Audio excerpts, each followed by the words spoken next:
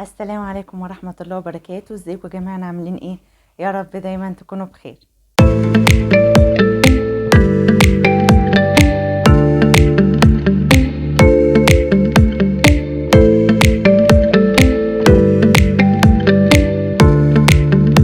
شفنا وسمعنا كتير عن ناس مؤذية عايشة بس علشان تأذي اللي حواليها، وكمان شفنا أذية كتير من ناس نقمة على حالها، ومن بشاعة كل صفة على حدة، يعني من بشاعة كل صفة لوحدها نقدر نستشف ونعرف مقدار الأذية والكره والبغض والكراهية والقرف لو اتجمعوا الصفتين في شخص واحد. لأن ممكن يكون شخص حقودي وغلاوي لكن ما بيأذيش حد، يعني غله وحقده جواه لكن ما يأذيش اللي حواليه، ما يساعدهمش لكن ما يأذيهمش. لكن المؤذي ده بيبقى عايز يعمل مشكلة لأي حد وخلاص، عايزها من الآخر يشوفها بتخرب قدامه. فتخيلوا بقى شخص مؤذي وغلاوي وحقودي، تخيلوا الصفتين دول في شخص واحد ممكن يعمل ايه. النموذج السيء والمقرف ده هو اللي معانا في حلقة النهاردة.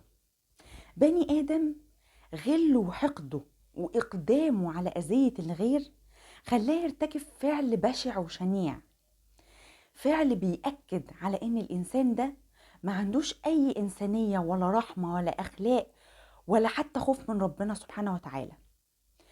ارتكب أذيته في أكتر مكان ممكن يفكر البني آدم بآخرته وبربنا.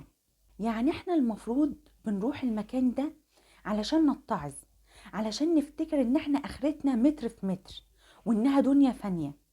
والمجرم القبيح ده راح علشان يرتكب أذيته والفعل البشع ده هناك. ايه القصة؟ ان كان في بنت شابة بتشتغل ممرضة في مستشفى، وبحكم شغلها في المستشفى اتصابت بفيروس ما قدرتش تقاومه، ويشاء ربنا سبحانه وتعالى انها تموت، ربنا يرحمها ويغفر لها.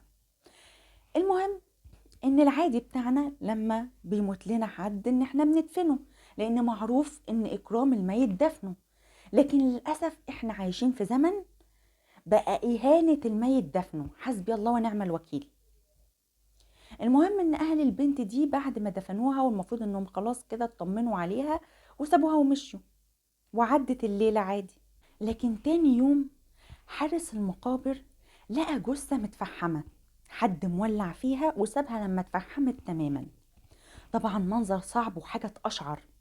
فحارس المقابر اتصل على طول بالشرطة، والشرطة جت فورا، وبالبحث والتحقيقات وبمساعدة الطب الشرعي اكتشفوا ان الجثة المتفحمة دي هي جثة البنت الممرضة اللي اتدفنت قبلها بيوم. مش بس كده، لا ده كمان اكتشفوا انها تعرضت لاعتداء جنسي وهي ميتة وهي جثة. متخيلين؟ يعني مش كفاية الأحياء واللي بيحصل فيهم، لا كمان الميتين مش مرحومين. طب احنا المفروض نعمل ايه لما يموت لنا حد؟ نعمل زي الهنود ونولع فيه لحد ما يبقى رماد؟ ما هو يعني استغفر الله العظيم يا رب، بس هو على الأقل لو ولعنا فيه وبقى رماد هنطمن ان محدش هينتهك حرمته. ما هو محدش بيغتصب برماد، دي حاجة تجن والله. وبالبحث والتحريات والتحقيقات اكتشفوا ايه بقى؟ اكتشفوا ان حاميها حراميها، يعني اللي عمل فيها كده هو نفسه اللي كان لسه مكرمها ودفنها قبلها بيوم.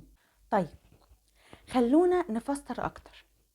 الترب او المقابر بيبقى ليها تربي وده اللي بيدفن الجثث بنفسه، وليها حارس مقابر ده زي كبير الترابيين كده، هو الرئيس بتاعهم يعني.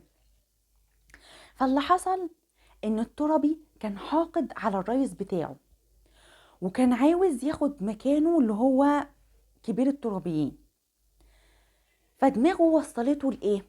وصلته ان هو يأذي الرئيس بتاعه عن طريق ان هو يطلعه مهمل في شغله ومش قد المكانة ولا المنصب اللي هو فيه، علشان يتشال وياخد هو مكانه.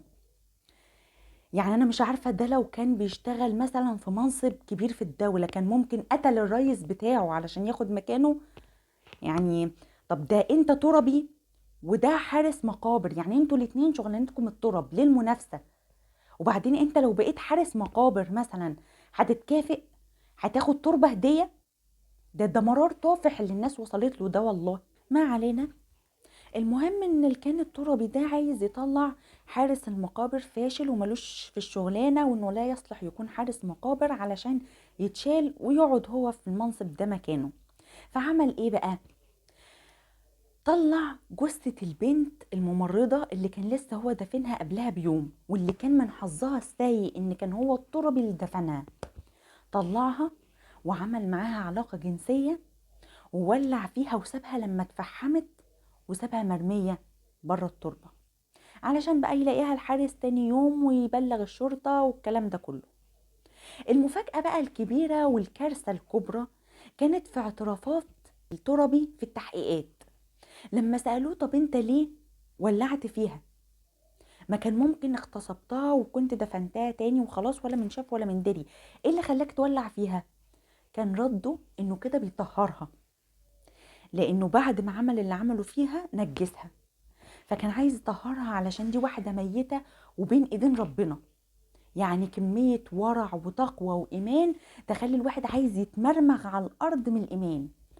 يا راجل دي انت قادر وفاجر تغتصب جثة لا وكمان تولع فيها. طب ده انت تربي وشغلتك الترب، في ايه مكان اكتر من كده يفكرك بربنا ويفكرك انك مسيرك في يوم تحصل كل اللي انت دفنتهم؟ فين العظة اللي اخدتها من اكتر وظيفة في الدنيا فيها عظة؟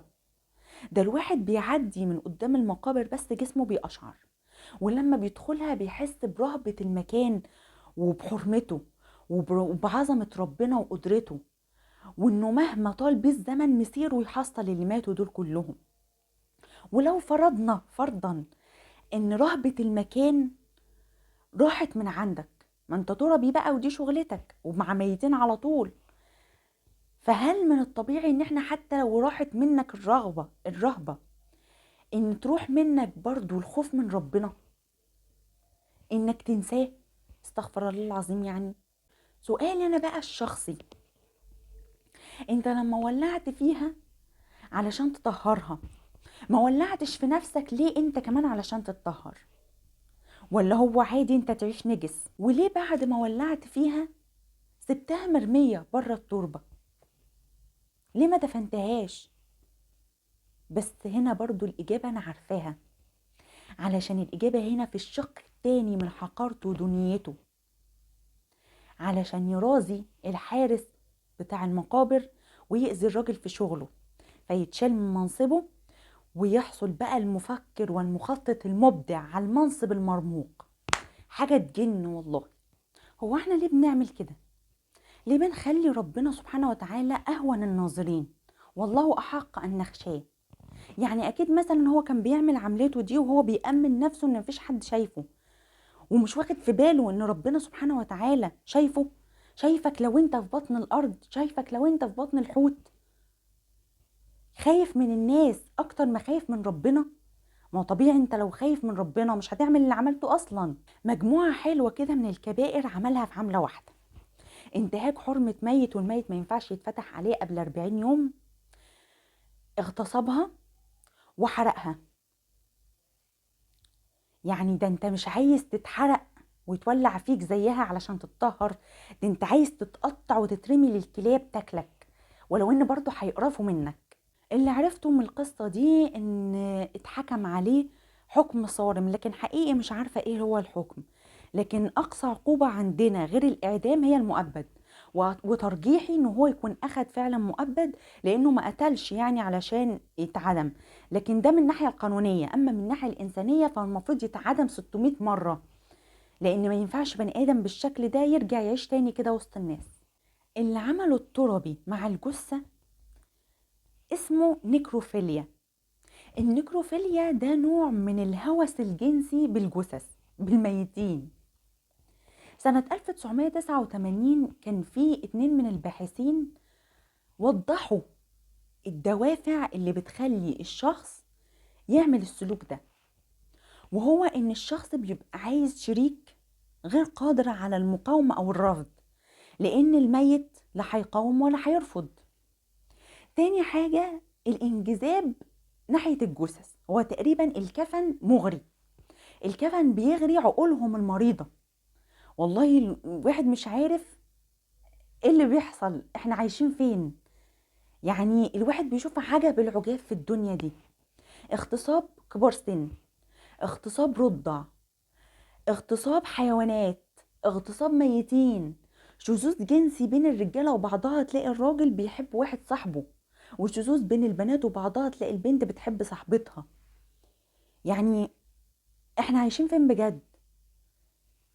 يعني انا لما بقرا كده قصص الانبياء وبشوف اقوام الانبياء كانوا عايشين ازاي وبيعملوا ايه، وايه اللي عملوه الاقوام دول خلوا ربنا يغضب عليهم ويخسف بهم الارض، بخاف حقيقي، بخاف ان ربنا يغضب علينا او يخسف بنا الارض من عمايلنا.